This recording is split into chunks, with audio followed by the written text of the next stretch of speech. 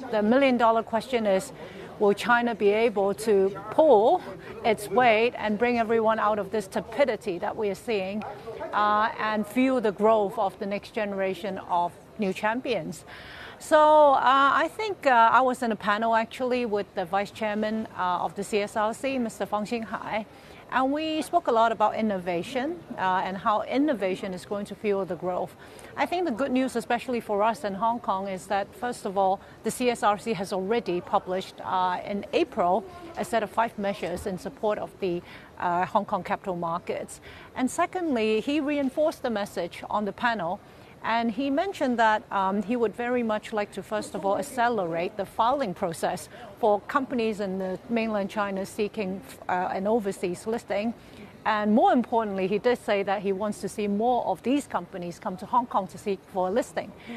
So very much as you said, the capital markets is very crucial in terms of fueling the growth and supporting all the capital needs of these new generations champions, especially I think in the growth sector, in the innovation space, where a lot of capital has to go into the R&D and for quite a long time before you can see products being commercialized. I think that's where I see capital markets, especially someone like us, the Hong Kong Stock Exchange, can be very, very helpful in the journeys of a lot of these new champions. Interesting what you say about some of these listings, because some of the biggest companies listed over in Hong Kong are behind the ubiquitous apps that we use in everyday life here in China, several of which we've used just this morning to get here to this conference centre here in Dalian.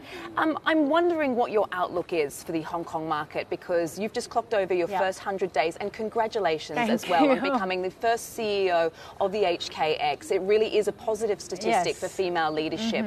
That is such a great thing. But away from that, I mean, you have said in your first few days that we are facing turbulent times. So how are you watching this sort of next chapter? Right. So I just celebrated my 100 days, like you said. That was on the 9th of June. I would say that there is now, as I can see, a lot more positivity in the market compared to when the announcement of my appointment came out in December and when I became CEO on the 1st of March. Now, so first of all, if I look at the sentiment, I do notice a change to a more positive sentiment, if you may.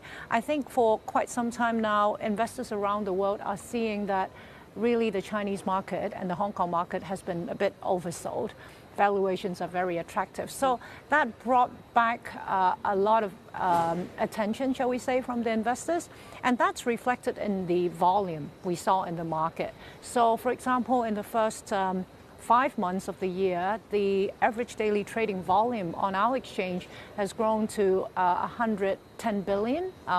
In fact, for the month of May, it went as high as 140 compared to about 90 in Q4 last year.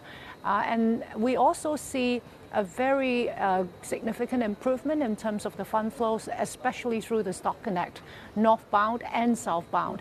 And I think northbound is particularly illustrative of the fact that international investors are now again turning their attention back to the China growth story. So that's very important.